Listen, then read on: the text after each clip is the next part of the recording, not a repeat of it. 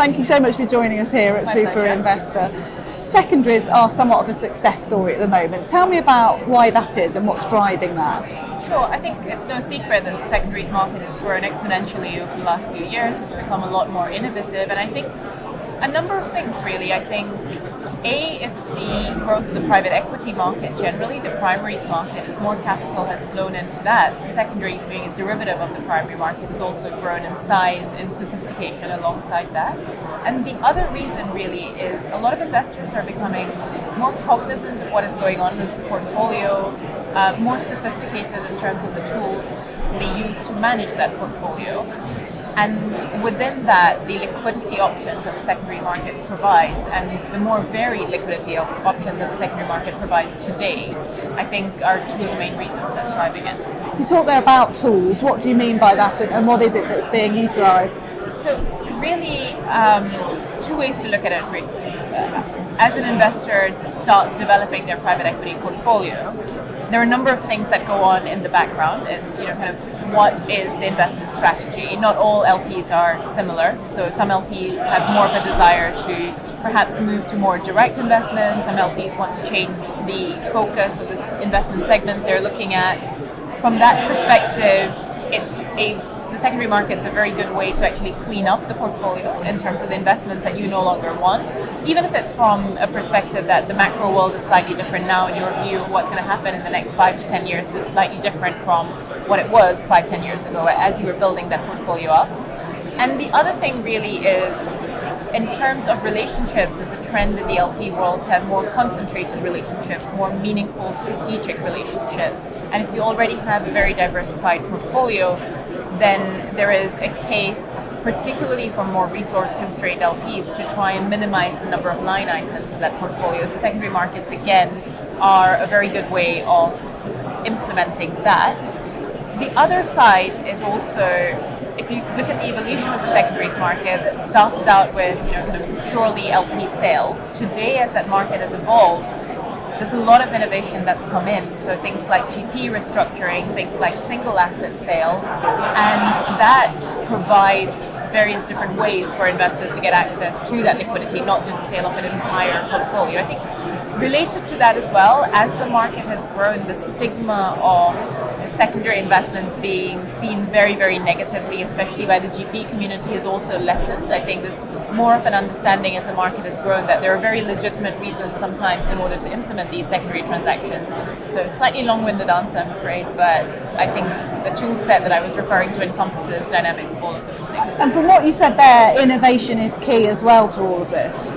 Yeah, absolutely. And it's natural as well, right? Because, if you think about the primary market and how that has evolved from an LP perspective, it used to be the case that people were accessing the primary markets predominantly through fund of funds, and then the movement was to direct investments and then to more co-investments, direct funds and then more co-investments and direct type of investments. I think secondaries has gone in a not dissimilar way following that trend, but for liquidity reasons. So from just LP stakes all the way to the single asset side of things, to the GP restructuring side of things. And it's become more solution orientated, or rather it's always been solution orientated. People are just thinking about those solutions in a much more diverse way.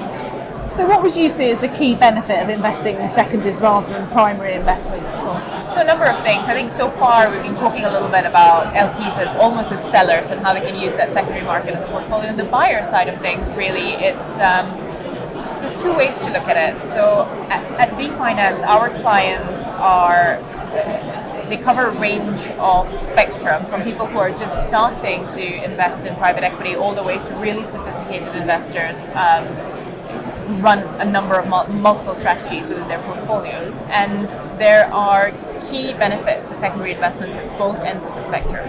If you're starting off as a PE investor, if you think about what's important in terms of actually building out a good portfolio, it's things like diversification, whether that's vintage diversification or number of GPs. very often, from a cost perspective as well, you want to minimize costs, minimize J-curve, make sure your money's working for you quicker. And from that perspective, secondary investments are ideal because you get that diversification in multiple funds, multiple vintages straight away. So you get that diversification that's required. Obviously, the J-curve is significantly lower compared to a primary investment. There's also less blind pool capital, which I think, especially in this market, a lot of investors are talking about. Partly because, without wanting to time the market cycle, I think there is a general consensus that things are near the top, if not at the top. So if you're kind of going back and looking at vintages where perhaps better prices might have been paid at the start, a bit more sensible entry multiples, leverage multiples, you can actually create quite an interesting starting point in building up a private equity portfolio. At the other end of the spectrum, I think we've also been speaking to a number of investors who are interested in more niche secondary strategies. So, quicker return of capital, lower J-curve has always been part of the secondary strategies. But if you look at how the market's evolved as well, there's been a lot of capital raised for auctions and LP stakes, for example, where arguably the returns have come down a little bit more, whereas niche strategies, whether that's GP restructuring or single asset strategies, things that are a little bit more complex perhaps, are still getting some quite interesting returns there, and not that much capital has been flowing into it just yet. GP restructurings for the first time was kind of 1/3 of the market versus the LP stakes last year. So that flow of capital is happening, but it's not, you're still seeing the returns there today. So from that perspective, that's quite an interesting part of the market for investors looking for something different and slightly higher returns to go into as well. And the sort of levels of investing there and the expertise required for those areas of niche investing, as you put it, requires a maturing of that secondaries market as well. Is that what we're seeing? This sort of private equity itself has matured hugely in the past 3 decades, but is this a specific area that's maturing now itself too?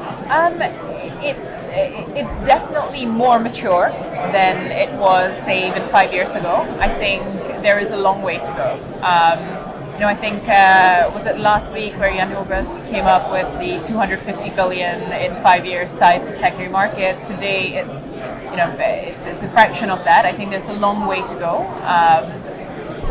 In terms of the growth of the secondaries market, it's not quite there yet, but definitely it's evolving. A lot of these strategies that are coming through, it's becoming more thoughtful. It's responding to a need in the market for different strategies, different ways of implementing these liquidity solutions, and I think that's a trend we're likely to see.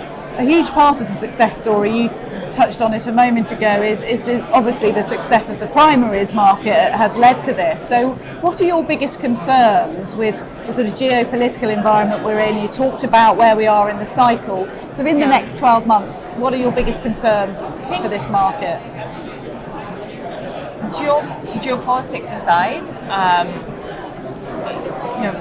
the idea of a private equity fund being a 10-year fund typically means that it used to be the case that you would pass through an economic cycle, and that was expected. We've been in a really buoyant economic cycle for a really long time. I think in terms of the biggest concerns that we have, fundraising's been very good. In this part of the market, there is more capital coming in, and related to that, and this isn't something new, but valuations have been creeping up. Leverage levels have been creeping up. Even on the debt side of things, EBITDA means various different things, depending on how you look at it, and the figures are adjusted. And I think one of the things that we advise our clients is to consistently look for disciplined managers who are maintaining that pricing discipline, who are maintaining also the strategy discipline and not branching out to too many different things where they have less of an expertise in. And an extension of that really goes back into how well the manager also monitors their portfolio. So some of the conversations that actually at this conference that I've already had with managers has been, and this is kind of day 2 of the conference, and we're starting to have chatter about kind of slowing down of revenues within portfolio companies, or some issues starting to crop up at the supply chain side of things, whether it's because of Brexit, whether it's because of tariffs on China and the conversations about that. So uncertainty is unfortunately part and parcel. of our lives. But I think the key here is how the manager actually looks to mitigate any risks that might come up in their underwriting thesis. So perhaps seek out caution and expertise in such a market. Caution, expertise, and I think also transparency and communication, because the next cycle will be different. What will trigger it, no one knows, and there will be mistakes that are made. I think most LPs appreciate if managers are upfront with that communication and if things are caught sooner rather than later. So managers who have a consistent track record of that communication as well. Wise words to end on. Thank you so much for joining us. Great to talk to you. Thank you very much.